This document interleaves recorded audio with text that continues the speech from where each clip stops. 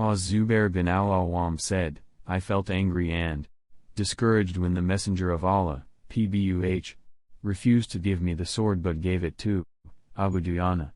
I said to myself, I am his paternal cousin, the cousin of his Aunt Safiya, a Qurayshite. Besides, I was the first who demanded it, and yet he favored him to me.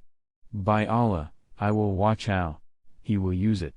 So I followed him. I saw him take out his red band and wear it round his head. Seeing him like that, the helper said, Abu Dujana had worn the band of death. Then he set out saying loudly, I am the one whom my intimate friend made covenant with, when we were under the palm trees on the mountain. The covenant that we made was that I should not fight at the rear. But fight at the front, heroically with the sword of Allah and His Messenger. No one stood the way of Abu Dujana, but was killed. There was a man among the idolaters whose only target was to finish off the wounded Muslims. During the fight, Abu Dujana drew near that man, so I implored Allah that they might engage in combat.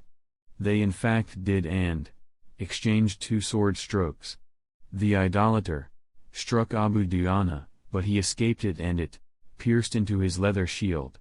The idolater's sword now stuck to it. Abu Dujana struck him with the sword and killed him.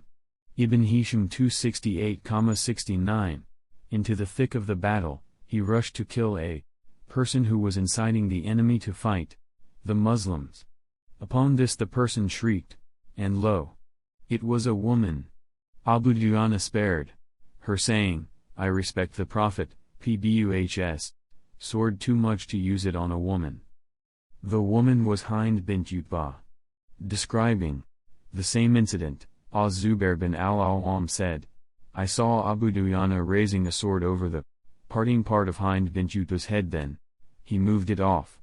I said to myself, Allah and His Messenger know best, i.e. know why he acted like that. Ibn Hisham 269, Hamza bin Abdul Muttalib displayed wonderful feats of gallantry against the overwhelming odds, which stood unparalleled and created consternation and confusion in the disbelieving hosts. Heroes dispersed off his way as if they had been tree leaves blown away by strong wind. In addition to his effective contribution to the annihilation of the idolaters who stood in defense of the standard, he was even of much greater effect at fighting against men of bravery and distinguished horsemen.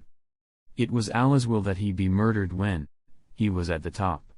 He was not killed in a face-to-face fight on the battlefield, in the normal way by which heroes die, but rather assassinated in the dead dark, as was the custom of killing generous and noble men that were impossible to kill in an honorable fight. Assassination of Asadullah, the Lion of Allah, Hamza bin Abdul Muttalib. Hamza's assassin, Washi bin Harb, described how he killed Hamza.